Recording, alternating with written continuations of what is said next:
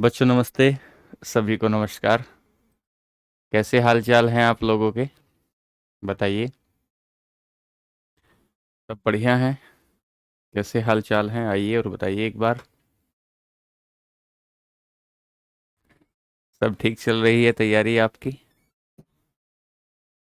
Shahul Yadav good afternoon. Very good afternoon. Seelu Har Har Mahadev. Pushpendra Ram Ram ji. Ram Ram भाई पुष्पेंद्र। विशाल यादव दुर्गेश। आ, अवधेश कुमार जय भीम भाई। ओमकार जय भीम। विशाल यादव नमस्ते। रेणु यादव नमस्ते। सभी को नमस्ते।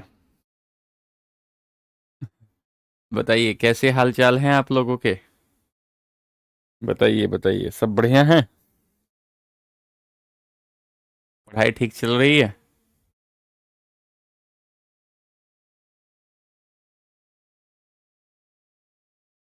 पढ़ाई एकदम ठीक है? चलिए चलिए। और सब बढ़िया। तो पिछली क्लास में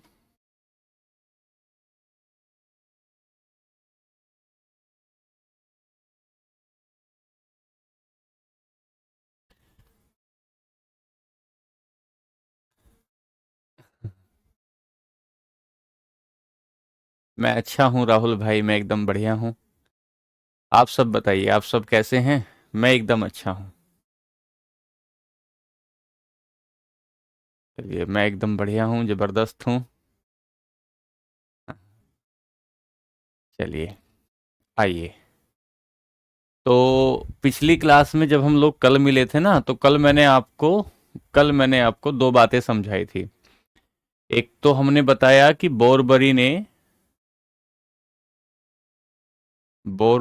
आपको दो बातें बताई थी कि सर, किसी भी कक्षा में जो इलेक्ट्रॉन का जो वितरण है, इलेक्ट्रॉन का जो विभाजन है, किसी कक्षा में इलेक्ट्रॉन कितने हो सकते हैं।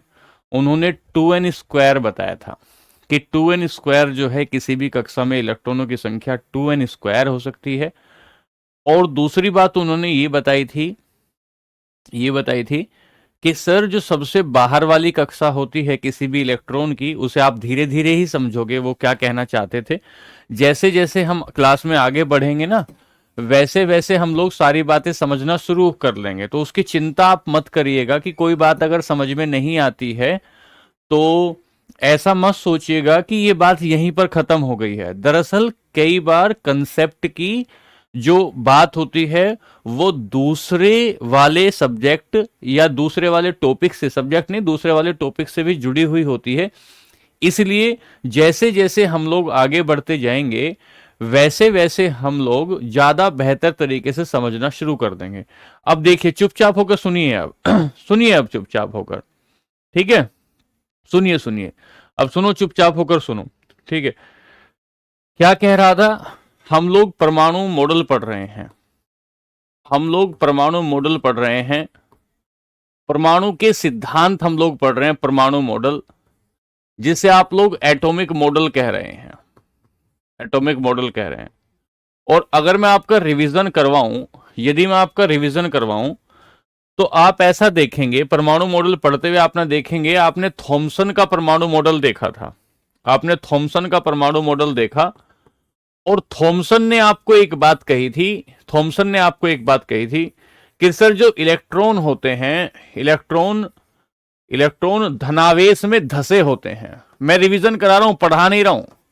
धनावेश में इलेक्ट्रॉन धसे हुए होते हैं, धसे होते हैं। ये बात यहां पर बताई किसने? थॉमसन ने हमें एक बात बताई। ठीक है बच्चों, एक बार प्लीज आप चुप होकर सुनया करिए। जब आप चुप होकर नहीं सुनेंगे तो कैसे में हम लोग आगे की बातों को समझेंगे।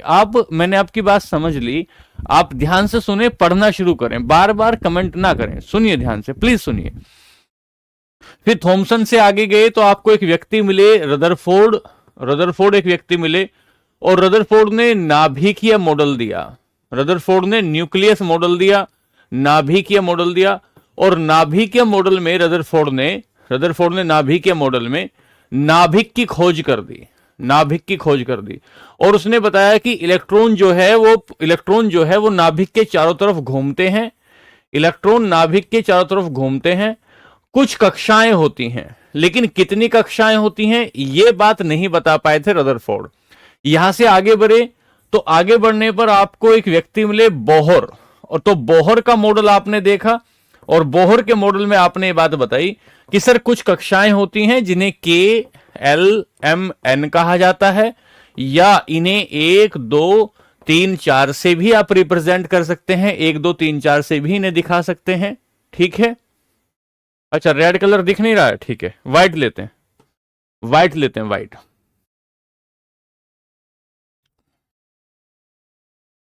तो हमने एक तो थॉमसन की बात की, थॉमसन ने आपको क्या बताया था, तरबूज मॉडल दिया था, ये तो आप सारी बात पढ़ गए, तरबूज मॉडल दिया था। यहां से आगे आए रदरफोर्ड, रदरफोर्ड आए, और रदरफोर्ड ने आपको क्या बताया, रदरफोर्ड ने नाभिकीय मॉडल दिया, उसने इलेक्ट्रॉन की बात की कि इलेक्ट्रॉन होता है और ये नाभिक के चारों ओर घूमता है।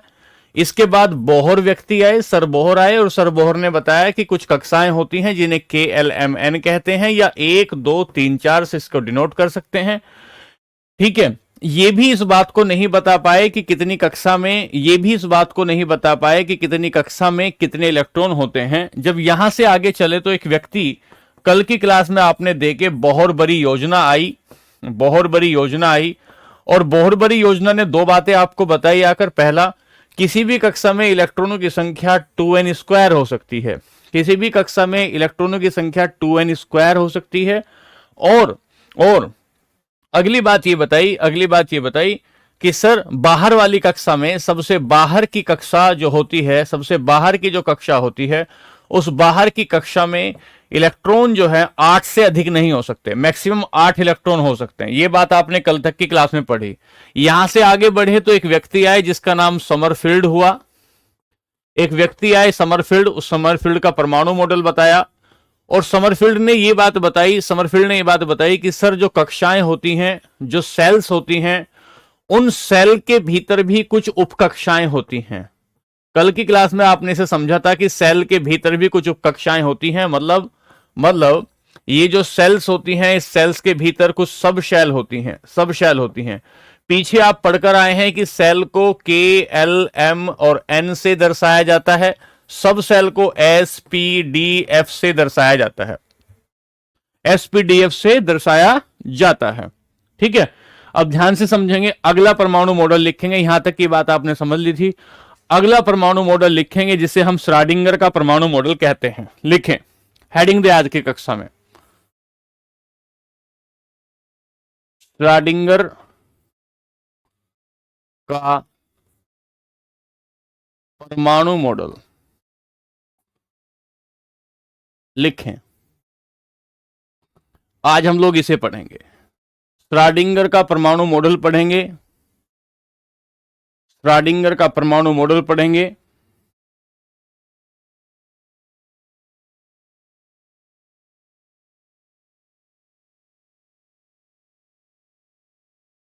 Schrödinger's atomic model. चलिए श्रोडिंगर का परमाणु मॉडल पढ़ेंगे। क्या कहता है श्रोडिंगर का परमाणु मॉडल? अभी तक आप पढ़ के आए हैं कि कक्षाओं के भीतर कुछ उपकक्षाएं होती हैं, सेल के भीतर कुछ सबसेल होती हैं, और यहां से आगे पढ़ेंगे तो श्रोडिंगर कहते हैं कि सेल के भीतर सबसेल होती हैं। सबसेल तो होती तो पहले तक हमें पता ही है, पहले से हमको पता है, लेकिन कुछ सेल ऑर्बिटल्स में बटी होती हैं, कुछ सेल ऑर्बिटल्स में बटी होती हैं, कक्षाएं उपकक्षाओं में और ऑर्बिटल में बटी हुई होती हैं, कक्षाएं उपकक्षाओं और ऑर्बिटल में बटी हुई होती है। कल किसी बच्चे ने पूछा था कि सर उपकक्षाओं को ही ऑर्बिटल कहते हैं क्या? नहीं सर, उपकक्षाओं को ऐसा नहीं कहते हैं। तो लिखिए ध्यान से एक बात, श्रोडिंगर ने बताया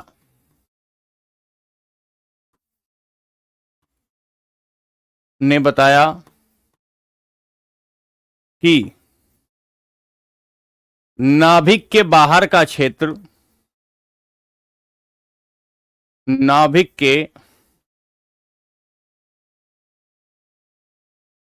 बाहर का क्षेत्र कक्षाओं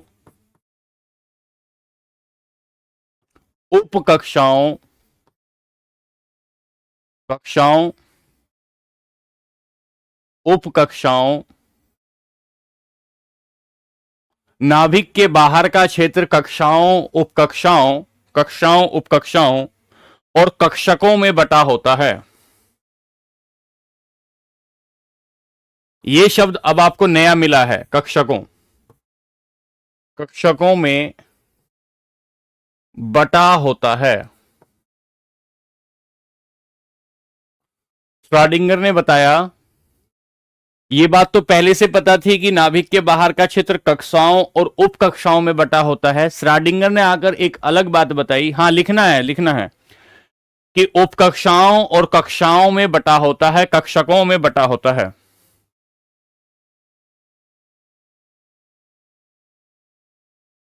अभी समझाता हूं।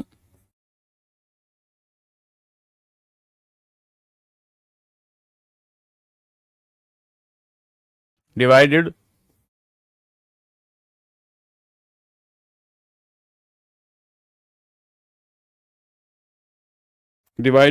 region outside the nucleus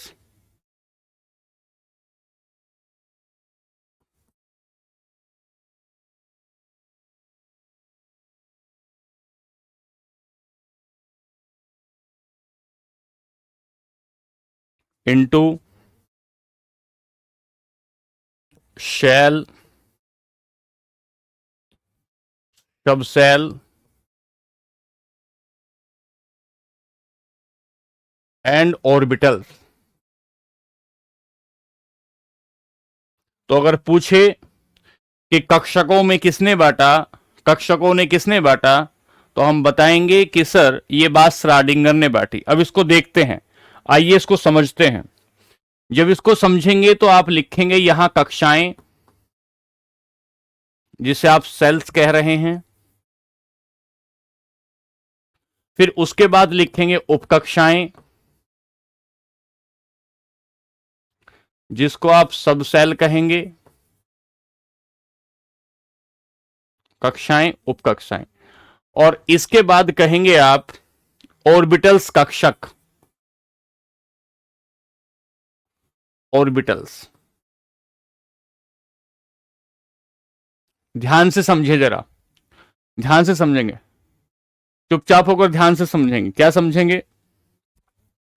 एक कक्षा होती है जिसे आप के कहते हैं, इसमें उपकक्षा होती है उसे एस कहते हैं। एक कक्षा होती है एल, इसमें जो उपकक्षा होती है इसे एस और पी कहते हैं। अगली कक्षा होती है एम, इसमें उपकक्षाएं 3 होती हैं, एस पी डी होती है। फिर आप कहेंगे एन होता है एन, इसमें 4 उपकक्षाएं होती हैं, एस पी डी एफ होता है। उपकक्षाएं होती हैं जिसमें एस पी डी एफ होता है, एस पी डी एफ होता है। आपने ये बात समझी है? ये बात समझी है यहां तक की बात कि उपकक्षाएं होती हैं, ये एस होता है, ये एस और पी होता है एल में। यहां तक कि कल बात आप समझ गए थे कि एम में जो उपकक्षा होती है एस पी डी होती है, एन की जो उपकक्षा होती है उसमें 4 कक्षाएं हो सकती हैं, एस पी डी एफ। ये बात आपने समझी, कल तक की क्लास में आपने ये बात समझी थी। ठीक है, कल तक की क्लास में आपने ये बात समझी थी। अब आप यहां से आगे चलेंगे। जब आप यहां से आगे चलेंगे तो आप ये देखेंगे जो उपकक्षक होते हैं एस कक्षा में, यहां लिखेंगे एस कक्षा में आने वाले जो इलेक्ट्रॉन हैं, एस कक्षा में जो आने वाले इलेक्ट्रॉन हैं उनकी संख्या 6 है, उनकी संख्या 6 है। पी कक्षा में आने वाले इलेक्ट्रॉनों की संख्या, इसकी संख्या माफ कीजिएगा 2 है। एस कक्षा में कितने इलेक्ट्रॉन आ सकते हैं? 2। पी कक्षा में कितने इलेक्ट्रॉन आ सकते हैं? 6। फिर आपने डी की बात की थी, डी कक्षा में कितने इलेक्ट्रॉन आ सकते हैं? 10। और फिर आपने एफ की बात की थी, एफ की कक्षा में कितने इलेक्ट्रॉन आ सकते हैं? 14। अब हम कक्षकों की जब हम बात करेंगे तो इन्हें हमें कक्षकों में बांटना है, इन्हें हमें कक्षकों में बांटना है। कैसे बांटना है? उन्होंने कहा कि सर एस जो उपकक्षा होती है उसमें एक उपकक्षक होता है, एस उपकक्षा में एक कक्षक होता है, एस उपकक्षा में एक कक्षक होता है, और इस कक्षक को इन्होंने ऐसे दिखाया, ऐसे। और इसमें कितने इलेक्ट्रॉन होते हैं? 2 इलेक्ट्रॉन होते हैं। कितने इलेक्ट्रॉन होते हैं? 2। एक घूमता है ऊपर की तरफ और एक घूमता है नीचे की तरफ। दोनों के घूमने की दिशा अलग अलग होती है। दोनों के घूमने की दिशा अलग अलग होती है। एक बात हो गई। दूसरी बात, यहां से आगे चलेंगे। पी कक्षा में 3 उपकक्षक होते हैं। पी कक्षा में ऑर्बिटल जो है, पी उपकक्षा जो है, पी सब सेल में 3 ऑर्बिटल्स होते हैं। 3 ऑर्बिटल्स होते हैं और इन 3 ऑर्बिटल्स को ऐसे दर्शाया जाता है। 3 छोटे छोटे कमरे होते हैं, ऐसे होते हैं। और इनमें नंबर ऑफ इलेक्ट्रॉन कितने आते हैं? इनमें नंबर ऑफ इलेक्ट्रॉन आते हैं आपके 6। नंबर ऑफ इलेक्ट्रॉन आते हैं 6। ये जो चिन्ह मैं आपके लगा रहा हूं, चिन्ह जो आपके लगा रहा हूं, ये चिन्ह दिखा रहे हैं कि एक की दिशा ऊपर की तरफ है, एक की दिशा नीचे की तरफ है। अगली बात सुने ध्यान से, पहले कमेंट पे ध्यान ना दे, पहले लिखने पर समझने पर ध्यान दे, ठीक है। अगली बात आई कि जो आपके ये कक्षक, जो डी आपकी उपकक्षा होती है, इसमें कक्षकों की संख्या 5 होती है। कक्षकों की संख्या 5 होती है, ऑर्बिटल्स की संख्या 5 होती है। और इन 5 ऑर्बिटल्स में जो इलेक्ट्रॉनों की संख्या होती है वो 10 होती है। और उनको ऐसे दर्शाते हैं, एक की गति नीचे से ऊपर की तरफ है और दूसरे की गति ऊपर से नीचे की तरफ है। फिर एफ उपकक्षा में 14 इलेक्ट्रॉन होती हैं। एफ उपकक्षा में 14 इलेक्ट्रॉन होते हैं और ये जो 14 इलेक्ट्रॉन होते हैं ये 7 ऑर्बिटल में बटे होते हैं। कितने ऑर्बिटल में? हां, केवल इलेक्ट्रॉन 7 ऑर्बिटल में बटे होते हैं। तो ये जो 7 ऑर्बिटल हैं इनको हम ऐसे डिवाइड करते हैं। 7 ऑर्बिटल को हम ऐसे डिवाइड करते हैं, 2 3 4 5 6 7, ठीक है। इलेक्ट्रॉन कितने आएंगे इसमें? इलेक्ट्रॉन इसमें आते हैं आपके 7, 14 इलेक्ट्रॉन आते हैं 7 में। और इनकी दिशा इस तरीके से होती है। इनकी दिशा इस तरीके से होती है। आप ध्यान से दें, 1 2 3 4 5 6 7। जिसको अभी भी समझ में नहीं आया वो समझो, दोबारा से मैं समझाना चाह रहा हूं। एक बच्चे को हमने कहा कक्षाएं कितनी होती हैं, तो बोर ने बताया था कि सर कक्षाएं कितनी भी हो सकती हैं, उसे हम के से, एल से, एम से, एन से दर्शाते हैं। उनके भीतर कुछ उपकक्षाएं होती हैं, उन उपकक्षाओं को एस पी डी एफ कहते हैं। उन उपकक्षाओं को एस पी डी एफ कहते हैं, एस पी डी एफ कहते हैं, ठीक है। श्रोडिंगर आए, श्रोडिंगर ने कहा कि केवल ये इतनी सी बात नहीं है, उपकक्षाएं भी कक्षकों में बटी हुई हो सकती हैं। मतलब ऐसा कहा कि नाभिक के बाहर वाला जो क्षेत्र होता है वह ना केवल कक्षाओं में बल्कि उपकक्षाओं में और कक्षकों में डिवाइड होता है। कक्षकों में डिवाइड होता है। जब वो कक्षकों को बांटने गए तो उन्होंने कहा कि ये जो एस उपकक्षा होती है इसमें ये एक कक्षक होता है पूरा, 2 इलेक्ट्रॉन होते हैं, दोनों के घूमने की दिशा विपरीत होती है। उसके बाद अगला उपकक्षक होता है जिसमें पी कक्षा में 6 इलेक्ट्रॉन होते हैं, तो 3 उपकक्षक होंगे, एक उपकक्षक में 2 इलेक्ट्रॉन आएंगे। डी उपकक्षा में 5 आपके कक्षक होंगे जिनमें 10 इलेक्ट्रॉन भरे जाएंगे। और उसके बाद एफ जो उपकक्षा होगी उसमें 7 उपकक्षक, 7 उसमें जो है हम कहेंगे 7 उसमें आपके ऑर्बिटल्स होंगे। उन 7 ऑर्बिटल्स में 14 इलेक्ट्रॉन भरे जाएंगे। 7 ऑर्बिटल्स में 14 इलेक्ट्रॉन भरे जाते हैं। बात ठीक है? यहां तक बात हमने समझी। तो देखो क्या कह रहे हैं कि श्रोडिंगर ने बताया कि नाभिक के बाहर का क्षेत्र कक्षाओं में, उपकक्षाओं में और कक्षकों में बटा होता है। तो ये जो कक्षकों की जो बात की है, इस कक्षकों को श्रोडिंगर ने ऐसे दर्शाने की कोशिश की जो मैंने आपको दिखाया है, ऐसे दर्शाने की कोशिश की। चलिए, ये बात हो गई। उम्मीद करता हूं कि आपको ये बात समझ में आई होगी। यहां से आगे चलते हैं। अब हम आएंगे आफबाउ का नियम, आफबाउ मॉडल।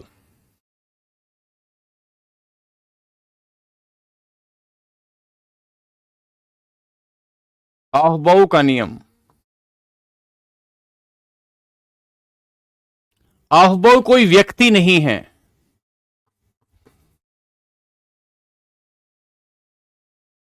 ऑफबाउ कोई व्यक्ति नहीं है। ऑफबाउ का नियम, चलिए बात ठीक है, सीलू ठीक है, विवेक सही है। ऑफबाउ कोई व्यक्ति नहीं है, इसका मतलब होना बिल्डिंग अप। लिखें, लिखें। उपकक्षाओं में, उपकक्षाओं में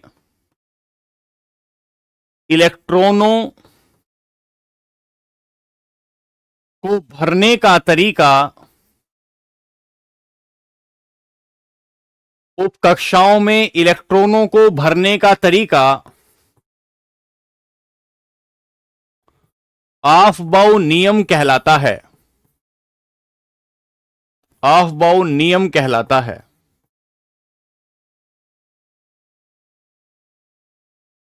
ऑफबाउ नियम कहलाता है। उपकक्षाओं में, उपकक्षाओं में इलेक्ट्रॉनों को भरने का तरीका, इलेक्ट्रॉनों को भरने का तरीका ऑफबाउ नियम कहलाता है। यह नियम ऐसा है कि अगर आप इसे सीख जाते हैं तो यह केमिस्ट्री की, पूरी केमिस्ट्री की रीढ़ है, पूरी केमिस्ट्री की रीढ़ है। अगर आप इसे समझ जाएंगे तो मान के चलिएगा कि आने वाला जो पूरा का पूरा, आने वाला जो पूरा का पूरा आपका आवर्त सारणी पीरियोडिक टेबल होगा, पूरा आपके लिए मलाई मक्खन जैसा हो जाएगा यदि आप इसे समझ जाते हैं। तो हमने कहा कि उपकक्षाओं में इलेक्ट्रॉनों को भरने का तरीका, the sequential filling of electron, the sequential filling of electron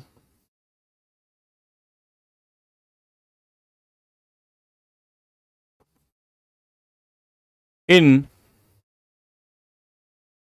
orbits is called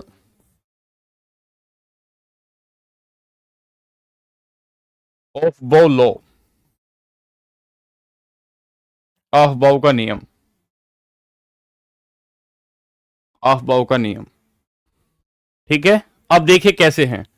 इस पर जितनी भी आपके भीतर ताकत है, जितनी भी आपके भीतर ताकत है, आप इसमें लगा दीजिए, आप इसमें लगा दीजिए। इलेक्ट्रॉनों को भरने का तरीका ऑफबाउ लॉ कहलाता है। चलिए मैं बताता हूं ऑफबाउ क्या है। ऑफबाउ का मतलब होता है इलेक्ट्रॉनों का भरना, सीक्वेंसिंग, क्रमिक रूप में भरना। तो उपकक्षाएं आपने देखी है, उपकक्षाएं कौन सी है? S p d f, s p d f. इन उपकक्षाओं में इलेक्ट्रॉनों को भरना, कैसे कैसे इलेक्ट्रॉनों को इन कक्षाओं में भरेंगे, इस भरने के तरीके को ही ऑफबाउ का नियम कहते हैं। ऑफबाउ का नियम कहते हैं उपकक्षकों में, हां ऑर्बिट्स में, उपकक्षकों में, ऑर्बिट नहीं सब सेल में, राहुल कश्यप सब सेल में कैसे कैसे भरेंगे, इनको भरने का तरीका ही ऑफबाउ नियम कहता है। सुनो ध्यान से, चुप हो गए सुनो, बहुत ध्यान से सुनना, बहुत अच्छा कंसेप्ट है, देखिए ध्यान से। उपकक्षक कितने होते हैं? उपकक्षक या सब शेल, उपकक्षा कहें या सब शेल कहें, कितनी है? ये 4 हैं और इनके नाम क्या क्या हैं? S p d f, s p d f, s p d F, ठीक है। अच्छा, अब ये जो एसपीडीएफ है, इस एसपीडीएफ में, एसपीडीएफ में एस में कितने इलेक्ट्रॉन आ सकते हैं?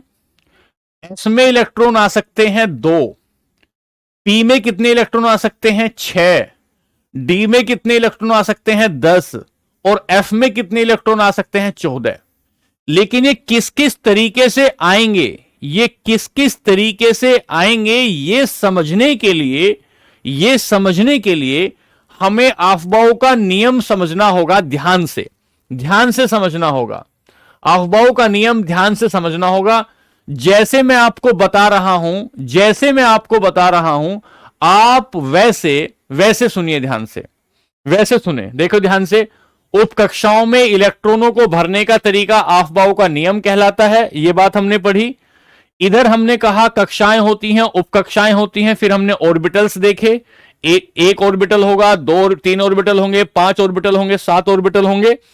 ठीक है, यहां से आगे चलते हैं। अब ध्यान से देना, ध्यान से, कैसे आपको कैसे लिखना है ये जो एसपीडीएफ है ना, देखो ध्यान से जरा, ये जो एस पी डी एफ है, 2 बार आपको एस लिखना है। एस लिखें, एस लिखें, 2 बार एस लिखा, फिर 2 बार पीएस लिखें, पी लिखें, एस लिखें, पी लिखें, एस लिखें, फिर आपको 2 बार डीपीएस लिखना। इधर से हम लोग चल रहे हैं, डीपीएस लिखेंगे। कैसे सर? डी लिखें, पी लिखें, एस लिखें, शांति से पढ़ें तभी समझ में आएगा। डी लिखें, पी लिखें, एस लिखें, फिर आपको 2 बार एफ डी पी एस लिखना है। 2 बार एफ डी पी एस लिखना है। कैसे लिखेंगे 2 बार एफ डी पी एस? देखिए ध्यान से,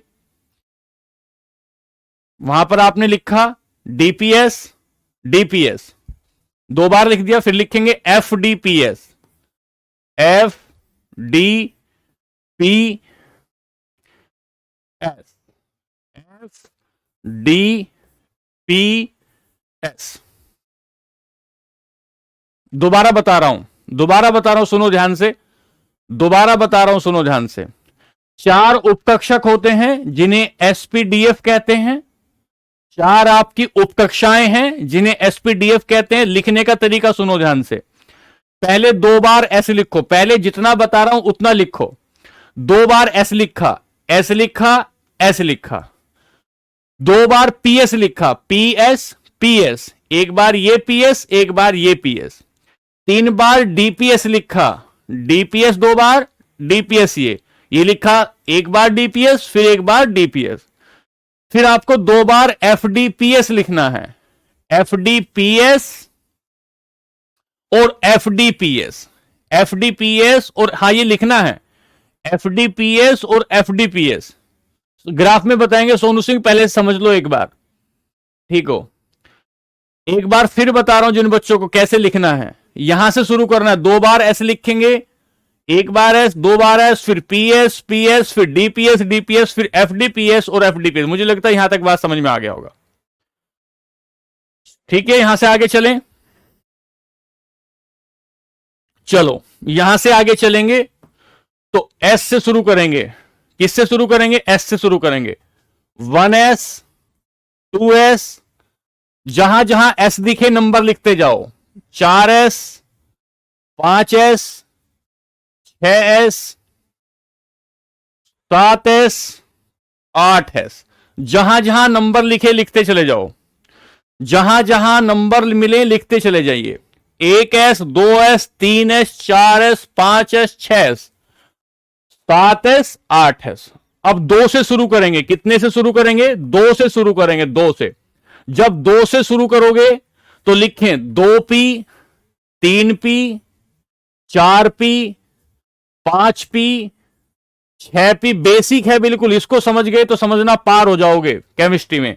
और 7p। कितने p आ गए? 7p आ गए। कितने p आए? 7p आ गए। नेहा यादव बेटा एक बार ध्यान से पढ़ो, पहले सीखो, पूरा कंसेप्ट सीखो, तभी तो कहोगे समझ में आया नहीं आया। पहले तो पढ़ो एक बार, फिर बताऊंगा आगे। चलिए आगे, आगे चले।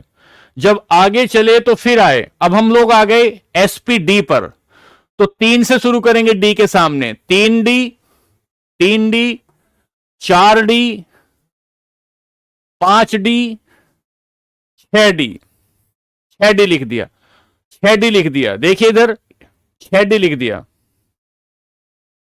6D लिख दिया हमने। चलिए अब हम लोग किस पर चलेंगे? 4 पर, क्योंकि 3P लिखा, 3D लिखा। 4F पर आएंगे। यहां लिखें 4F, 5F। यहां तक बताओ लिखने का तरीका आया या नहीं? लिखने का, लिखने का तरीका आया या नहीं? लिखने का तरीका आया। पहले सुनो ध्यान से। अरे भैया ट्रिक के चक्कर में मत पढ़ो। प्रशांत भाई नहीं समझ में आता तो तुम मत समझो, छोड़ दो, छोड़ दो। नहीं समझ में आता, तुम्हें नहीं समझा पाऊंगा। सुनो ध्यान से। हमने बताया हमने बताया अफबाओं ने कक्षकों में कितने इलेक्ट्रॉन होंगे, ये बात समझे हम। तो उन्होंने हमने आपको लिखने का, याद करने का एक तरीका बता रहे हैं, याद करने का एक तरीका बता रहे हैं। क्या? पहले 2 बार एस लिखो, 2 बार एस लिखो, उसके बाद पीएस पीएस लिखो, उसके बाद डीपीएस डीपीएस लिखो, उसके बाद एफडीपीएस एफडीपीएस लिखो, एफडीपीएस एफडीपीएस लिखो। एक बात होगी। फिर जहां एस लिखा है वहां से 1 2 लिखो, एस के सामने चलते जाओ, 1 2 3 S 4 S 5 S 6 S 7 S 8 S, S के सामने लिखते चले जाओ। ठीक है कुलदीप मौर्य, ध्यान से पहले लिखो तब बताएंगे। अगली बात, फिर हम लोग एस लिख लिया, पी पे आएंगे, 2p 3p 4p 5p 6p पे लिखेंगे, 7p पर पी को नंबरिंग दे दिया। अब डी को नंबरिंग देंगे, 3d 4d 5d 6d।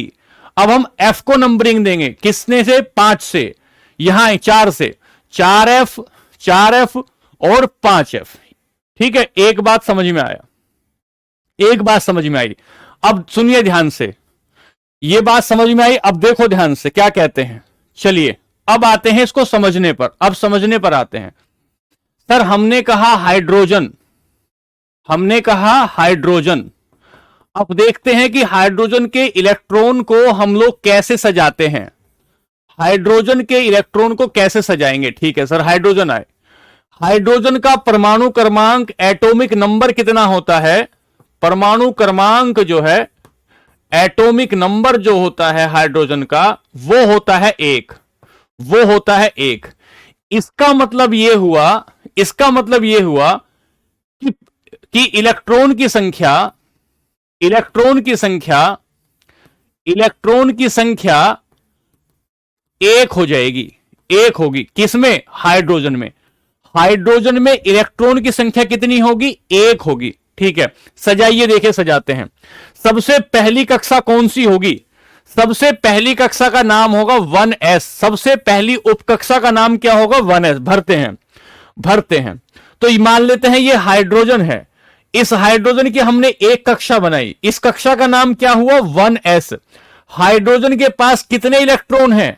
Hydrogen के पास कितने इलेक्ट्रॉन हैं? 1 इलेक्ट्रॉन है। तो ऐसे लिखा जाएगा 1s1, 1s1। एस कक्षा में कितने इलेक्ट्रॉन आ सकते हैं? एस कक्षा में कितने इलेक्ट्रॉन आ सकते हैं? एस कक्षा में अधिकतम 2 इलेक्ट्रॉन आ सकते हैं, अधिकतम 2 इलेक्ट्रॉन आ सकते हैं। है कितने एस कक्षा में? अभी 1 इलेक्ट्रॉन है। कितना है? अभी 1 इलेक्ट्रॉन है। इसका मतलब एस कक्षा में अभी 1 इलेक्ट्रॉन और आ सकता है, 1 इलेक्ट्रॉन और आ सकता है। एक एग्जाम्पल तो हुआ ये, एक एग्जाम्पल तो हुआ ये। अगला एग्जाम्पल लेंगे, एग्जाम्पल 10 एग्जाम्पल लेंगे, चिंता ना करो। दूसरा लेते हैं, लिथियम लेते हैं। लिथियम, लिथियम का परमाणु क्रमांक कितना है? लिथियम का परमाणु क्रमांक 3 है। लिथियम का परमाणु क्रमांक 3 है, तो इलेक्ट्रॉनों की संख्या ये क्या है? ये लिथियम है। कई बच्चे ऐसे हैं जिनको यही नहीं पता ये क्या है, ये लिथियम है। इसमें इलेक्ट्रॉन की संख्या कितनी है? इलेक्ट्रॉन की संख्या, नंबर ऑफ इलेक्ट्रॉन इसमें 3 है, नंबर ऑफ इलेक्ट्रॉन इसमें 3 है। अच्छा इधर देखो, तो इधर देखो, ये कहता है ये वाला नियम कि ये जो एस कक्षा में कितने इलेक्ट्रॉन आ सकते हैं? एस कक्षा में कितने इलेक्ट्रॉन आ सकते हैं? 2 आ सकते हैं, 2 आ सकते हैं। और पी कक्षा में कितने इलेक्ट्रॉन आ सकते हैं? 6 इलेक्ट्रॉन आ सकते हैं। पी कक्षा में 6 इलेक्ट्रॉन आ सकते हैं। तो देखो तो जरा, हमारे पास इलेक्ट्रॉन है कितने? 3 इलेक्ट्रॉन है। आपने लिया लिथियम, लिथियम की कक्षा बनाई, लिथियम की कक्षा बनाई, इस कक्षा का नाम क्या है? 1s। कितने इलेक्ट्रॉन आ सकते हैं इसमें? 2, 2 भर दिए। हमारे पास अभी कितने इलेक्ट्रॉन बचे हैं? 1 इलेक्ट्रॉन बचा हुआ है। मेरे को एक कक्षा और चाहिए, एक कक्षा और बनाई, एक कक्षा और बनाई। जैसे ही आपने एक कक्षा बनाई, जैसे ही आपने एक कक्षा बनाई, अगली कक्षा का नाम क्या दोगे? अगली कक्षा का नाम क्या दोगे? अगली कक्षा बनाई तो इसमें 2s लिखना होगा। अगली कक्षा का नाम 2s है। जैसे आप लिखोगे तो ये 2s है, 2s है। कितने इलेक्ट्रॉन आपके पास बचे हैं? 1 इलेक्ट्रॉन बचा है। तो क्या बना 1s2 और 2s1, 2s1। ये लिथियम की बात हो गई, लिथियम की बात हो गई। अगला लेंगे बेरिलियम, ले लेते हैं अगला, अगला एग्जांपल लेते हैं बेरिलियम, अगला एग्जांपल लेते हैं। बेरिलियम का इलेक्ट्रॉनिक विन्यास 4 है, बेरिलियम का इलेक्ट्रॉनिक विन्यास 4 है।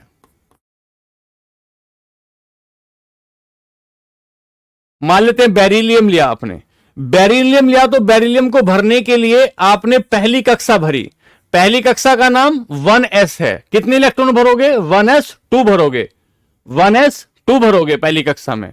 बात समझ पा रहे हो क्या? ठीक है सर। दूसरी कक्षा आपने ली, दूसरी कक्षा में कौन कौन आते हैं? p और s आते हैं, दूसरी कक्षा में p और s आते हैं, तो 2s2 हो गया, 2s2 हो गया, 2s2 हो गया।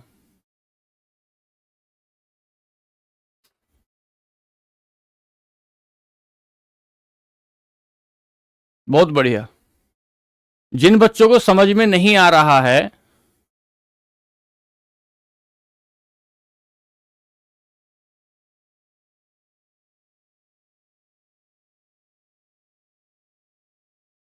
सुनो ध्यान से, देखो इधर। पहली कक्षा लेंगे 1s, दूसरी कक्षा लेंगे 2s, दूसरी कक्षा लेंगे 2s, तीसरी कक्षा 2p, तीसरी कक्षा 3x, चौथी कक्षा 3p। किसके हिसाब से कक्षाएं लेंगे? ये कक्षाएं किसके हिसाब से लेंगे? ये कक्षाएं लेंगे हम लोग इलेक्ट्रॉनों की संख्या के आधार पर, इलेक्ट्रॉनों की संख्या के आधार पर। क्या कोई बता सकता है बोरोन का परमाणु क्रमांक कितना है? क्या कोई बता सकता है बोरोन का परमाणु क्रमांक कितना है? बोरोन का देखो ध्यान से,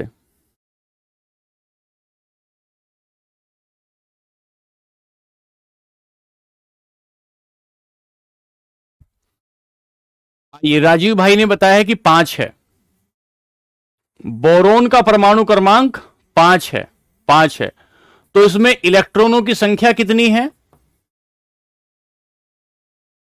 इलेक्ट्रॉनों की संख्या 5 हो गई। कोई भरकर बता सकता है क्या? मैंने आपको 2 एग्जाम्पल दे दिए, 2 एग्जाम्पल दे दिए मैंने। क्या कोई भर के बता सकता है कि कैसे भरेंगे? कोई भर के बता सकता है कैसे भरेंगे? हां सर, सर ये आपका बोरोन है। पहली कक्षा जिसका नाम क्या होगा? पहली कक्षा जिसका नाम 1s होगा, पहली कक्षा जिसका नाम 1s होगा, कितने इलेक्ट्रॉन आ जाएंगे? 2 आ जाएंगे। इलेक्ट्रॉन कितने आए? 2 आए, 2 आए। ठीक है। दूसरी कक्षा, इस कक्षा का नाम 2s होगा, दूसरी उपकक्षा इसका नाम 2s होगा, 2s होगा। बहुत बढ़िया, बहुत अच्छे। इस 2x में कितने इलेक्ट्रॉन आ सकते हैं? 2 आ सकते हैं। हमारे पास इलेक्ट्रॉन है कितने? 5।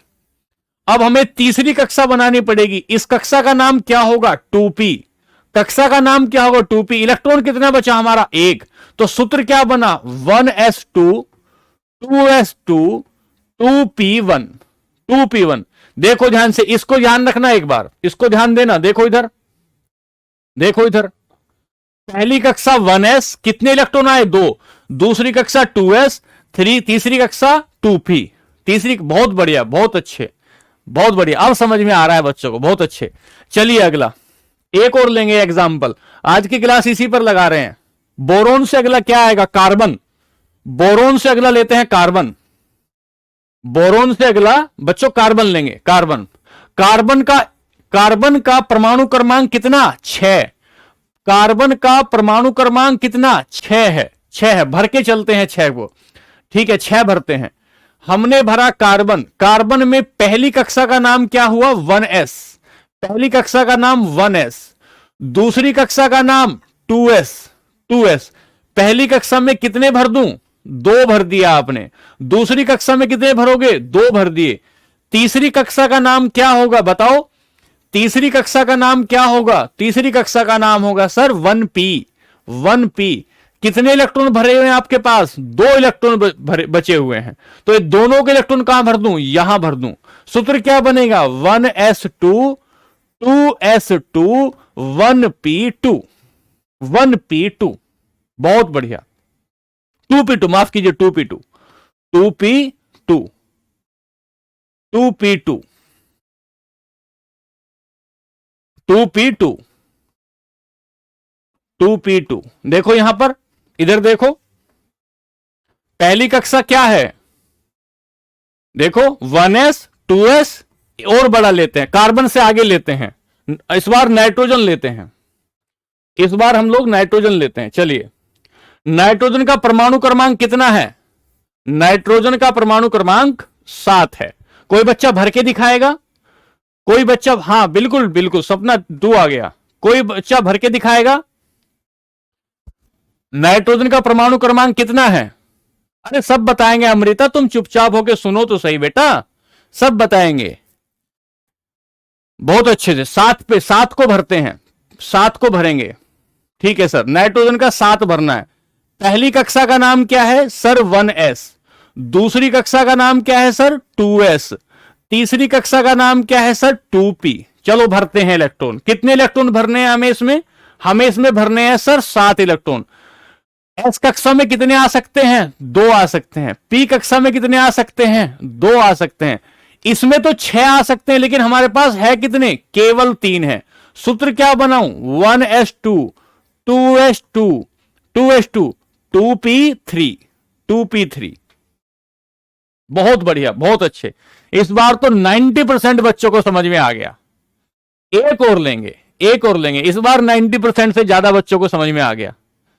ठीक है, कुछ बच्चे खामाखाई तेज बन रहे हैं, अरे विश्वनाथ भाई बच्चों को समझने दो, ये बता दो वो बता दो। 8 नंबर पर आते हैं सर, 8 नंबर पर आते हैं सर। इससे नाइट्रोजन से आगे चलेंगे तो ऑक्सीजन पर आए, नाइट्रोजन से आगे चले तो ऑक्सीजन पर आए, ऑक्सीजन पर, ठीक है सर, ऑक्सीजन पर आते हैं। जब ऑक्सीजन पर आते हैं तो हमारे पास ऑक्सीजन में पहली भरने कितने हैं, हमें 8 भरने, 8 भरने हैं, ठीक है। पहली कक्षा में आए, कक्षा का नाम 1s। दूसरी कक्षा में आए, कक्षा का नाम 2s। तीसरी कक्षा में आए, कक्षा का नाम 2p, 2p। इलेक्ट्रॉन भर दो इसमें, इलेक्ट्रॉन भर दो सर। कितने इलेक्ट्रॉन भरोगे, पहली में कितने आ सकते हैं, 2। 2s में कितने आ सकते हैं, 2 आ सकते हैं सर। इसमें p में कितने आ सकते हैं, 6 आ सकते हैं। p में 6 आ सकते हैं, 6, ठीक है। 2 2 4 आपने और यहां भर दिए 4, तो क्या हो गया, 2, ये लिखेंगे 1s2, 1s2, 2s2, 2p4, 2p4। अब मुझे लगता है आपको बात समझ में आई, बात समझ में आई, ठीक है। अब सुनो ध्यान से मेरी बात, सुनो ध्यान से, अब अगली बात सुनो ध्यान से, अगली बात, इसकी सबसे बाहरी कक्षा में कितने इलेक्ट्रॉन है, अरे चुपचाप होके सुनो निकम्मो, सुनो ध्यान से। इसकी सबसे बाहरी वाली कक्षा में कितने इलेक्ट्रॉन हैं, बताओ, सबसे बाहर वाली कक्षा में कितने इलेक्ट्रॉन हैं इसके 4 इलेक्ट्रॉन है, 4 इलेक्ट्रॉन है। इसकी सबसे बाहरी वाली कक्षा में कितने हैं, 3 इलेक्ट्रॉन हैं। इसकी सबसे बाहर वाली कक्षा में कितने हैं, 2 हैं। इसकी सबसे बाहर वाली कक्षा में कितने हैं, 1 है। इसकी सबसे बाहर वाली कक्षा में इलेक्ट्रॉन कितने हैं, 2 हैं। इसकी सबसे बाहर वाली कक्षा में इलेक्ट्रॉन कितना है, 1 है। अब सुनो ध्यान से, और इसकी सबसे बाहर वाली कक्षा में इलेक्ट्रॉन कितना है, 1 इलेक्ट्रॉन। आपने तो यह बताया था कि किसी भी कक्षा में, किसी भी कक्षा की, किसी भी नाभिक की, परमाणु की सबसे बाहर वाली जो कक्षा होती है, किसी परमाणु की सबसे बाहर वाली जो कक्षा होती है, उसमें 8 इलेक्ट्रॉन होने चाहिए, 8 इलेक्ट्रॉन होने चाहिए। तो जिस जिसके पास 8 इलेक्ट्रॉन नहीं है, जिस जिसके पास बाहरी कक्षा में 8 इलेक्ट्रॉन नहीं है, वो या तो इन्हें देगा, जैसे ये 1 दे सकता है, 1 ले सकता है, ये 1 दे सकता है, 1 ले सकता है, ये 2 दे सकता है, 2 ले सकता है, 1 दे सकता है, 1 ले सकता है, 2 दे सकता है, 2 ले सकता है, 3 दे सकता है, 3 ले सकता है, 4 दे सकता है, 4 दे सकता है।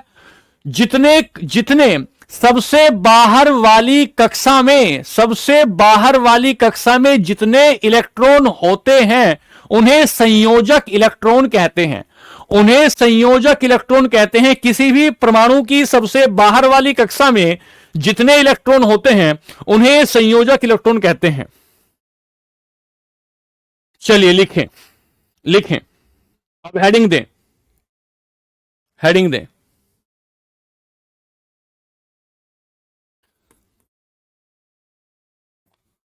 संयोजक इलेक्ट्रॉन लिखें। किसी परमाणु की सबसे बाहरी कक्षा में, किसी परमाणु की सबसे बाहरी कक्षा में, किसी परमाणु की सबसे बाहरी कक्षा में, सबसे बाहरी कक्षा में उपस्थित इलेक्ट्रॉनों की संख्या,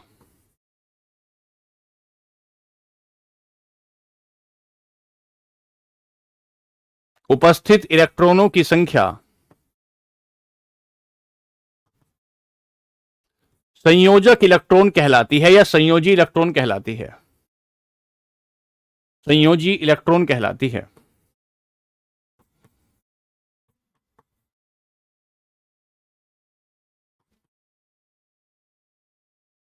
लिखें, the number of electron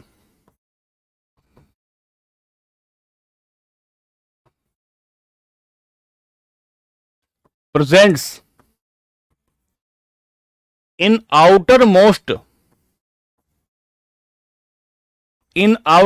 shell of any atom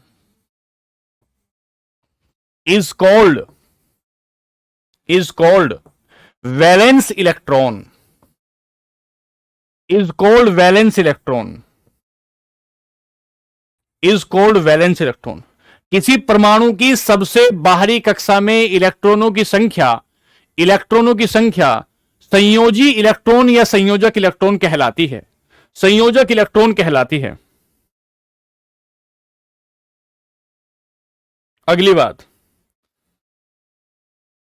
बात हेडिंग, अगली, आंतरिक इलेक्ट्रॉन,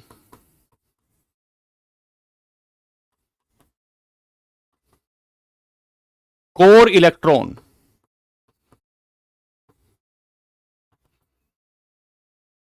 किसी परमाणु की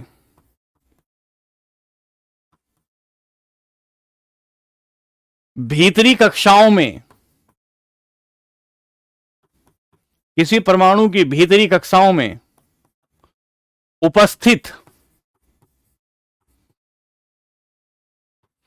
इलेक्ट्रॉनों की संख्या को, उपस्थित इलेक्ट्रॉनों की संख्या को भीतरी इलेक्ट्रॉन कहते हैं, आंतरिक इलेक्ट्रॉन कहते हैं।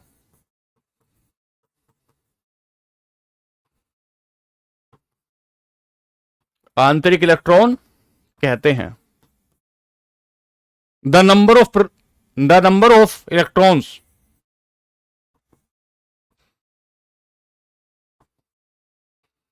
presents in inner shell of an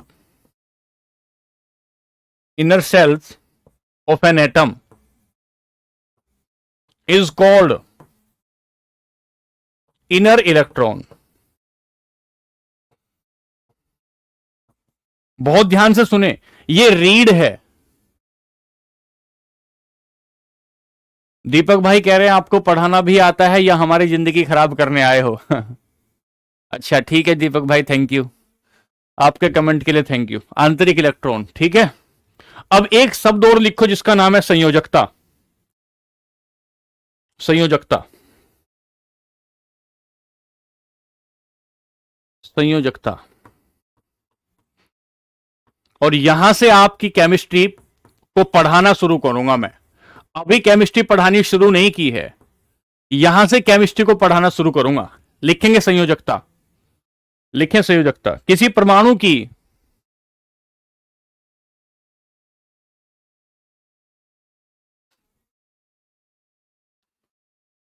किसी परमाणु की बाहरी कक्षा में उपस्थित इलेक्ट्रॉनों की संख्या संयोजकता। लिखिए ध्यान से, किसी परमाणु, लिखिए ध्यान से,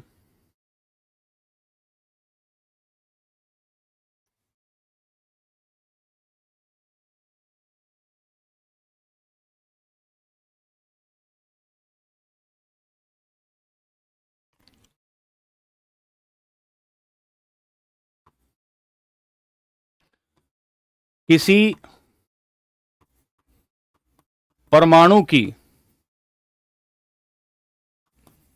इलेक्ट्रॉनों की वह संख्या, इलेक्ट्रॉनों की वह संख्या जो वह त्यागता है या ग्रहण करता है या साझा करता है, या साझा करता है, परमाणु की संयोजकता कहलाती है। परमाणु की संयोजकता कहलाती है। परमाणु की संयोजकता कहलाती है।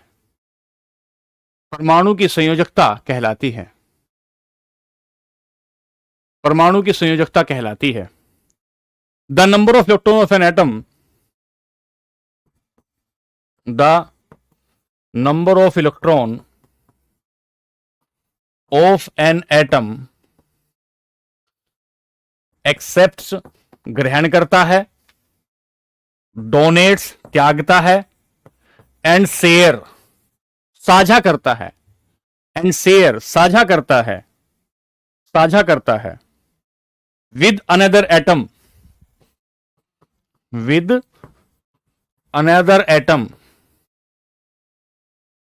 is called valency of electron, valency of electron, valency of electron, संयोजकता कहते हैं। क्या कहते हैं? संयोजकता कहते हैं। अब बताओ मुझे यहां ऑक्सीजन की संयोजकता कितनी है? बताओ मुझे कमेंट करके, ऑक्सीजन की संयोजकता बताओ कितनी है? ऑक्सीजन की संयोजकता बताओ कितनी है? ऑक्सीजन में संयोजक इलेक्ट्रॉन कितने हैं? बताओ तेजी से। ऑक्सीजन में संयोजकता कितनी है?